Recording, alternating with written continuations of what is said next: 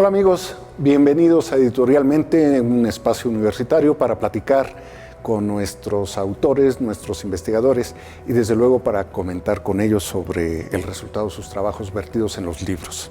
Así que en este programa de nuestra Universidad Autónoma del Estado de Hidalgo, a través de la Dirección de Ediciones y Publicaciones, el Consejo Editorial Universitario y Garza TV, nuestra estación televisora, hacemos un espacio, un coloquio para compartir con nuestro público estos resultados, estas aportaciones de nuestra institución. En este caso me da mucho gusto recibir a Consuelo Cuevas Cardona, doctora en Ciencias con orientación en Historia de la Biología. Historia de la Biología, y que, bueno, ¿tienes ya cuánto tiempo, Consuelo, aquí en la universidad como profesora investigadora? 18 años. 18 años, sobre todo, ¿en qué áreas? ¿Cuáles son los énfasis de tus estudios, de tu investigación? Yo me dedico a la historia de la biología en México, sobre todo, y la historia ambiental, que es la historia de los lugares, digamos, y el ambiente, cómo ha cambiado en estos lugares. Y las políticas, las visiones sobre los parques nacionales, las zonas de reserva. Y que, según entiendo, estos estudios son necesarios para las nuevas políticas que cada época va exigiendo, ¿no es así? Precisamente nuestra universidad ha aportado trascendentes opiniones para la toma de decisiones y el trazo de políticas en este aspecto, y eso es un elemento importante con el que correspondemos a la sociedad. Además, das clase, formas generaciones en licenciatura, maestría y doctorado. Muy bien, y bueno, junto con Katia González Rodríguez, a quien entrevistaremos en un momento, ustedes tuvieron la idea de coordinar, de ser editoras de un libro que se conoce como Los rostros ocultos de la ciencia. Es un libro, además, bueno, ya tuve la oportunidad de leerlo, y es un libro que no se queda en la simple divulgación. Yo creo que nos lleva de la divulgación a la reflexión y sobre todo a la tomar conciencia de por qué la ciencia es un producto, una necesidad y un buen resultado social. ¿Qué las llevó a Katia y a ti a concebir este libro y a buscar a una serie de compañeros de la universidad y de otras instituciones de educación superior para que participaran en este trabajo? Bueno, nosotros somos parte del cuerpo académico de Historia Natural y como obligación, digamos, nos piden que trabajemos todos juntos en algún producto, no en todos, pero en alguno, y entonces pensamos que en mis estudios del siglo XIX, yo vi cómo los científicos acudían a la gente para pedir información. Por ejemplo, desde el siglo XIX, para formar el Instituto Médico Nacional, un gran centro de investigación que existió en México, nacido en 1888, los científicos primero mandaron cuestionarios a todo México preguntando qué plantas usaban, qué enfermedades había en sus lugares, qué enfermedades de las plantas.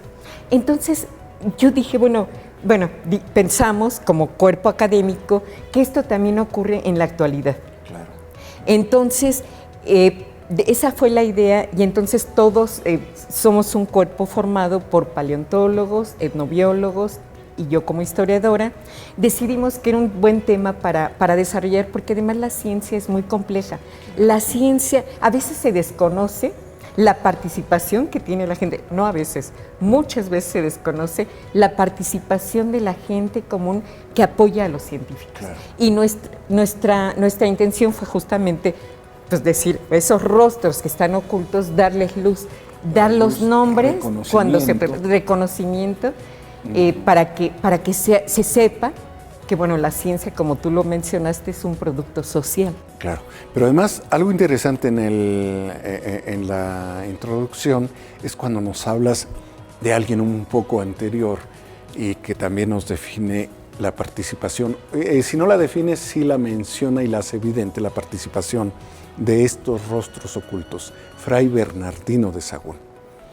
Que Fray Bernardino de Sahagún, justamente empiezo con esto, porque realmente él reconoce solo algunos de los muchos colaboradores que tuvo, pero no le da nombre, por ejemplo, a los grandes sabios no les da el nombre. Los solamente viejos. Dice, bueno. Reconocidos por su sabiduría entre los nahuas. Pero nunca no menciona el nombre, ¿no? Y sí reconoce que reunió personas sabias para platicar con ellos, pero nunca dice el nombre. Y esto, mira, en la portada, esto no ocurrió solo en México. Claro. Esta portada, por ejemplo, también trata de manifestar, es de un artículo que se llama Los técnicos invisibles, en donde se ve cómo algunos científicos del siglo XVII y XVIII no le daban valor a los técnicos que los apoyaban. Y mira, el rostro está oculto. Por eso se nos ocurrió el nombre, este grabado, porque ni siquiera a sus grandes colaboradores, Hooke, por ejemplo, fue un colaborador de algún científico y nunca lo reconoce, ¿no? O el que descubrió la olla de presión, también ya era de esta época y no se le da reconocimiento. Y así a mucha gente no se le da el reconocimiento. Además, como dices, son objeciones sociales a lo largo del planeta, a lo largo de los siglos, pues simplemente todos conocemos un poco la historia de Marie Curie y de muchas gentes que son relegadas hasta que el impacto de sus aportaciones las hacen personajes ilustres. Dentro de este trabajo, además de ocuparte de la introducción, realizas un artículo, el capítulo primero, Los rostros ocultos de la ciencia en el siglo XIX. ¿Qué nos aportas en este artículo? Como te comentaba hace un momento, en el siglo XIX, a pesar de que eran positivistas, la filosofía positivista se estaba extendiendo, hubo un personaje, Alfonso Herrera Fernández, que va a tener una enorme trascendencia. Padre de Alfonso Luis Herrera, que se considera el primer biólogo mexicano, pero Alfonso Herrera Fernández, padre, decía, bueno, ¿por qué se desconoce el saber de la gente? El saber que nos dan muchas de las plantas que conocemos, nos han hecho saber de su valor medicinal la gente común. Sí. Y entonces él fue el promotor del Instituto Médico Nacional justamente.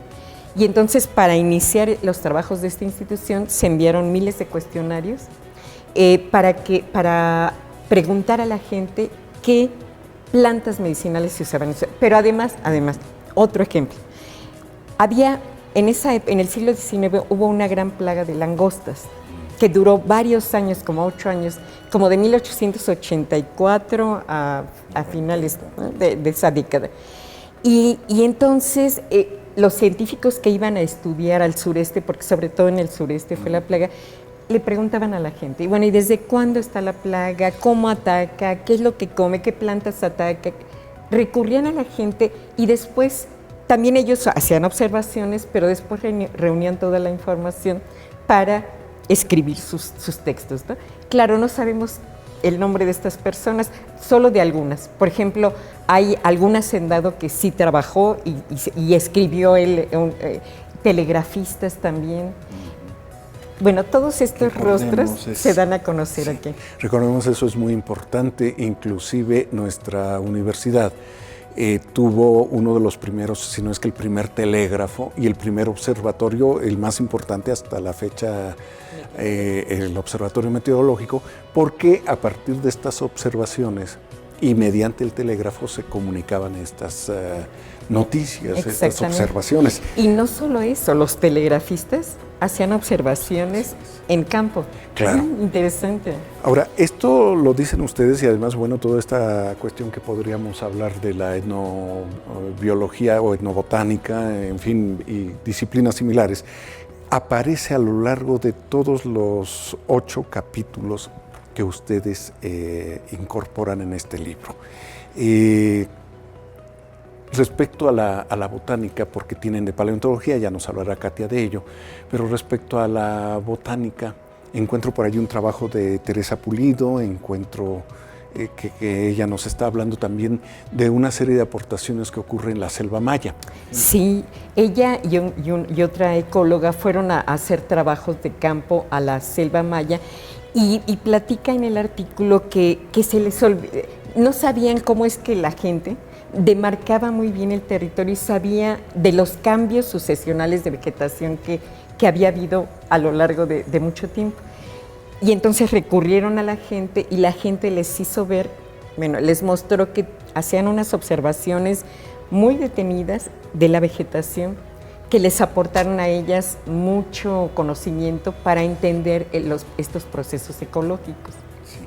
Ahora, algo que a mí me gusta muchísimo es que todos los artículos en general son con un principio de honradez científica, de mucha responsabilidad profesional, porque justamente reconocen las aportaciones de gente que no tiene el estudio especializado, que a veces tiene estudios básicos, pero que llegan a involucrarse tanto en este conocimiento y que lo comparten. Entonces, bueno, esto nos abre la reflexión hacia asuntos sociales, culturales, que de verdad mueven mucho la cultura de los pueblos. Las enfermedades que un médico radical puede decir que no existen, de pronto se pueden entender a partir de estas observaciones y participaciones, pero sobre todo lo más importante, el saber popular.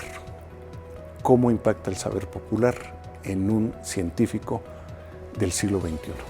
Bueno, aquí hay un capítulo de Ángel Moreno que nos plantea que, por ejemplo, las clasificaciones que hacen los indígenas son binomiales, que es el sistema utilizado por Linneo a partir del cual hasta la fecha se hacen las clasificaciones de plantas, animales, bueno, y de hongos y de todos los seres vivos. Tienen un nombre binomial. Bueno, Ángel plantea que ya desde las culturas más antiguas y hasta la fecha, ellos hacen este tipo de clasificación binomial. Entonces, bueno, eso es bien interesante. En un momento Katia platicará acerca de paleontología, pero se ve también el gran impacto de gente que la ha apoyado para reconocer piezas, ¿no? Sí, que además van de la participación y la vocación de la gente, hasta una convocatoria que incluye a los vecinos, a las familias, es clarísimo hasta esto. Los niños. Hasta los niños. Aquí podemos hablar de tres personajes. Uno que es la gente común que apoya, digamos, por azar a lo mejor a los científicos, los aficionados, que ya son gente que sin tener estudios se han interesado en alguna rama y son autodidactas y han hecho grandes descubrimientos. En astronomía y en paleontología encontramos, yo creo que los aficionados en donde más contribuciones hay. Y los científicos, obviamente, ¿no? Que ya traen todo el estudio sistematizado y puesto a la orden del día, pero además lo más importante, abierto a los cambios que el conocimiento esté aportando día a día. ¿Por qué recomiendas que lean Los rostros ocultos de la ciencia? Que además mueve a reflexión, decía yo al empezar la entrevista, pero además es muy ameno, no aburre, tampoco pierde por ello interés.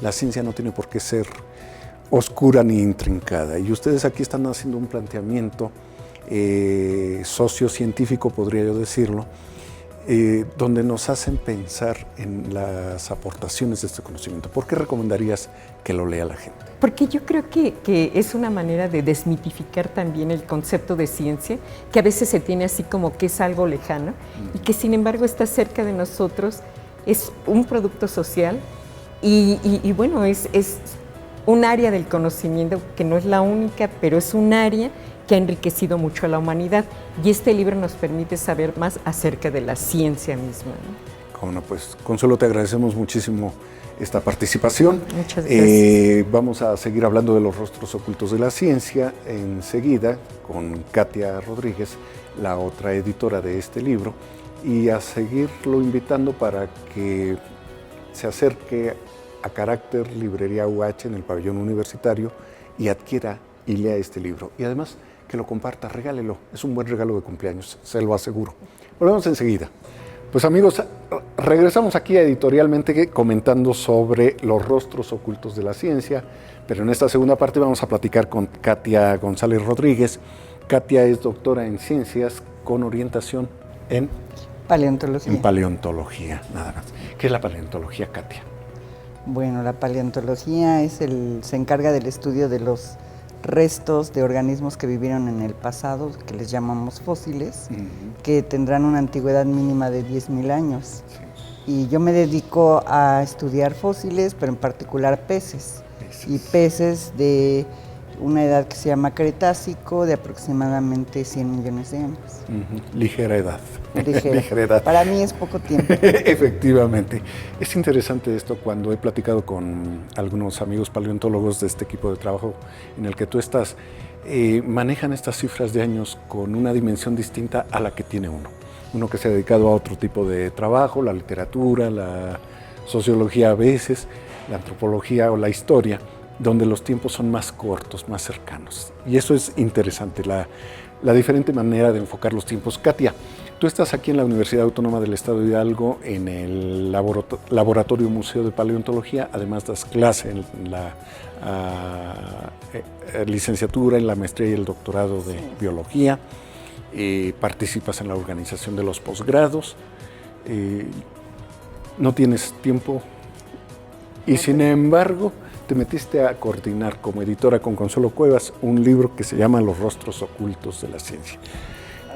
¿Cuál fue la intención cuando ustedes dos se organizan para generar una idea de un libro e invitar a sus compañeros? Bueno, la idea surgió porque pertenecemos a un cuerpo académico en el cual debe haber colaboración, el cuerpo académico de Historia Natural, y entonces estuvimos pensando en cómo podíamos interactuar todos, ya que tenemos diferentes áreas del conocimiento, y cómo podíamos nosotros hacer alguna publicación en conjunto. Entonces surgió esta idea de hablar sobre la importancia de las personas en los estudios que nosotros hacemos, ¿no? Cómo ellos han influenciado nuestro trabajo. En particular yo he tenido una muy grande ayuda por parte de los trabajadores de las canteras donde encuentro los fósiles, ¿no? Y existen así muchos ejemplos. Históricamente los fósiles siempre han tenido un lugar especial en el pensamiento de las personas, como amuletos, como cosas excepcionales, como monstruos gigantes, sí. Cíclopes, y entonces pues la gente es la que tradicionalmente ha llevado estas historias hacia los científicos, ¿no? Y bueno, si tú encuentras un fósil en tu casa, pues generalmente quieres saber qué es y buscas a los expertos, ¿no? Para que te ayuden, y así hemos encontrado gran cantidad de material muy importante. Pero además mucha gente, como no tiene el experto a la mano, se pone a busca un libro, ahora se mete al internet, es decir, detona la formación propia, autodidáctica, y con mayor o menor cercanía a la perspectiva científica, van encontrando, siguen buscando, involucran a la familia a veces, a los hijos, y luego la comparten con ustedes cuando llegan a hacer el trabajo sistemático. Quiero destacar aquí la franca honradez y reconocimiento con que en tu artículo hablas de todo este apoyo y toda esta actitud abierta que han tenido los integrantes de esta familia de Zimapán, ¿verdad? ¿Nos quieres contar un poco de eso, de tu artículo? Aquí déjame mencionarlo, dice: Los fósiles marinos de México y los rostros ocultos, una reflexión sobre el significado de la paleontología y los hombres y las mujeres que están detrás de sus descubrimientos. Y que hablas aquí mucho de una familia de esta región hidalguense. Cuéntanos un poco de esa agradabilísima experiencia. Sí, pues desde que yo llegué aquí a la universidad hace 19 años, pues llegué buscando algún lugar en donde pudiera yo encontrar los fósiles u organismos marinos, que es a lo que yo me dedico. Entonces, afortunadamente, nos llevaron a esta localidad en Zimapán, donde es una familia, son 2 hermanos, y ahora la esposa de uno de ellos, trabajan explotando las lajas para, las venden para construcción y para cimientos de casas. Entonces, cuando ellos están explotando la laja, aparecen los fósiles. Cuando los conocimos la primera vez, pues había como una cierta desconfianza. Ellos sabían que era extraño ¿no? Ellos me decían, es que esto es mar, porque veían peces, pero no se explicaban qué era lo que estaba pasando, ¿no? ¿Y qué había ocurrido? ¿Qué había ocurrido? Pero ellos tenían esa percepción. Ellos, pues, como no tenían bien claro que la importancia de los fósiles, pues simplemente seguían lajeando y los fósiles se iban en las lajas que ellos vendían. A partir de que nos conocimos y que les empecé a explicar, ellos tomaron conciencia y ahora cada vez que encuentran fósiles los guardan para cuando yo voy a la cantera, pues ya me los tienen ahí resguardados para que yo los pueda estudiar, ¿no? Y muchos de ellos están en este laboratorio museo donde estamos grabando el programa, porque además, bueno, tienen piezas extraordinarias, de veras. Y además otra cuestión interesante que siempre al visitante le explican, lo comparten, como lo haces también con una serie de fotografías que ilustran tu artículo, aquí lo estamos viendo. Y bueno, tú orientaste aquí muchísimo este trabajo, porque veo que entran otros artículos de otros paleontólogos. El artículo tuyo lo trabajas con 2 compañeros. Sí, lo trabajo con personal de la Universidad Nacional Autónoma de México, porque la universidad tiene ahorita un convenio también con otros trabajadores de otra cantera en Puebla, que es la más importante hasta ahorita que se ha encontrado en México, porque tiene gran cantidad de fósiles, los fósiles tienen una preservación increíble y esta cantera se ha explotado hace 50 o más años y se han encontrado fósiles únicos. Y también los dueños de esta cantera, los dueños de la cantera se han abierto a la ciencia, han permitido la instalación de un museo de sitio. Exactamente. La colección la han otorgado para que este museo se enriquezca. Es la familia Aranguti, que está formada, bueno, el papá, don Miguel Aranguti, ya falleció. Pero fue impulsor. Él fue el impulsor y él quería, él se acercó a la UNAM para pedir ayuda, para que le dijeran qué tenía y para decirles que quería conservar y que supieran que él tenía esa riqueza fosilífera en su terreno. Sí, un lugar que además vale la pena visitar. Está al sur del estado de Puebla. ¿Cómo se llama el Es lugar? la Tepeji de Rodríguez. Tepeji de Rodríguez, Puebla. De verdad, un fin de semana vaya a conocer este lugar que vale la pena. Pero también veo otros artículos de paleontología. Hay uno de nuestro amigo y compañero Víctor Manuel Bravo, que con Jaime Priego y Miguel Ángel Cabral, también trabajador, Víctor y Miguel Ángel, trabajadores de aquí de la Universidad Autónoma del Estado de Hidalgo, de este Museo Laboratorio, hacen un artículo sobre la afición por los fósiles y su influencia en la investigación paleontológica. Y luego convocaste también la participación de un agente de, me parece que de la Universidad del Mar de Oaxaca.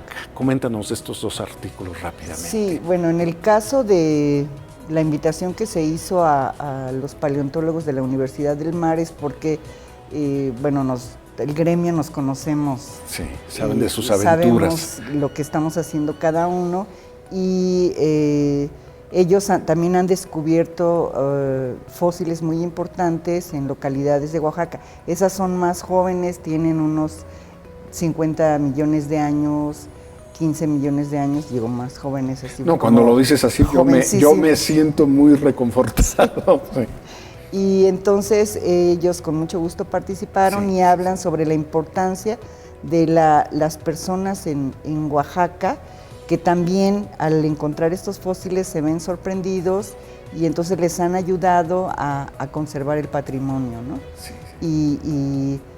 O sea, repito, sin estas personas nosotros no podríamos realizar nuestro trabajo. Desde luego. Ese es el caso de la invitación a los paleontólogos de Oaxaca. Y en el caso de los paleontólogos de aquí de la universidad, ellos hicieron un recuento en su capítulo de históricamente qué es lo que ha pasado, los personajes europeos principalmente, que fue donde se empezó a desarrollar la paleontología, cómo es que influyeron en la formación de colecciones de grandes museos, en la descripción de ejemplares, dinosaurios, y después ellos hablan sobre una familia que vive en Actopan, que en un arenal, que es propiedad de este personaje, no recuerdo ahorita el nombre, él empezó a encontrar fósiles y en su casa empezó a guardarlos y tiene una gran colección. Entonces también él se acercó a la universidad para que pudiéramos saber pudieran saber de qué organismo se trata, ¿no? Y los tiene en su casa y la idea es hacer un museo.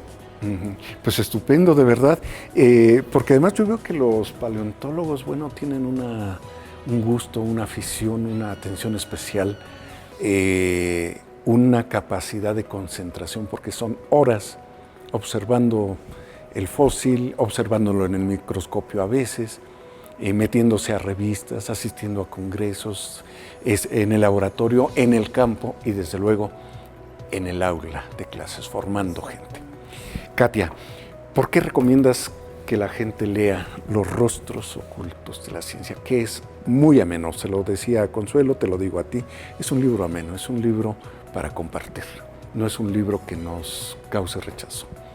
Pues yo lo recomiendo para que la gente vea la importancia que tiene su percepción sobre algún fenómeno biológico, sobre algún organismo, no nada más de fósiles que estoy hablando, sino ya platicaron sobre otras contribuciones que han hecho personas, la botánica, los hongos, la zoología. La selva. Entonces bueno, es importante que las personas se enteren de lo fundamental que es que ellos cuando encuentren algo extraordinario lo puedan compartir y sobre todo con las personas que sean expertas en esas áreas, ¿no? Y es un libro realmente ameno porque lo platicamos como historias. Así es. Y platicamos de vivencias de las personas, vivencias de nosotros con ellos y sobre todo de lo que hemos logrado, ¿no? La publicación de artículos científicos. Yo lo que hago es que trato de darles los nombres a los fósiles de las personas que me han ayudado. Ahí, por ejemplo, la esposa de uno de los canteros de Zimapán se llama Victoria y encontró ella unos fósiles muy pequeñitos que todavía ni siquiera están bien clasificados dentro de un grupo en particular y le llamamos Victoria caris, que significa el crustáceo de Victoria, ¿no? Y entonces para ella esto es algo muy importante y le da orgullo y la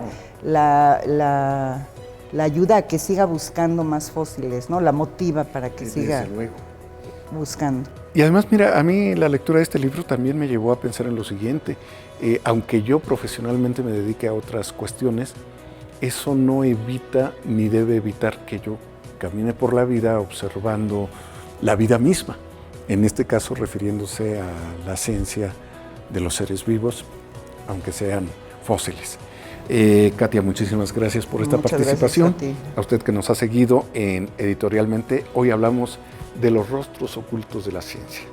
Lo esperamos en la próxima emisión y aquí seguiremos platicando con nuestros autores sobre su obra y sobre sus libros. Hasta luego.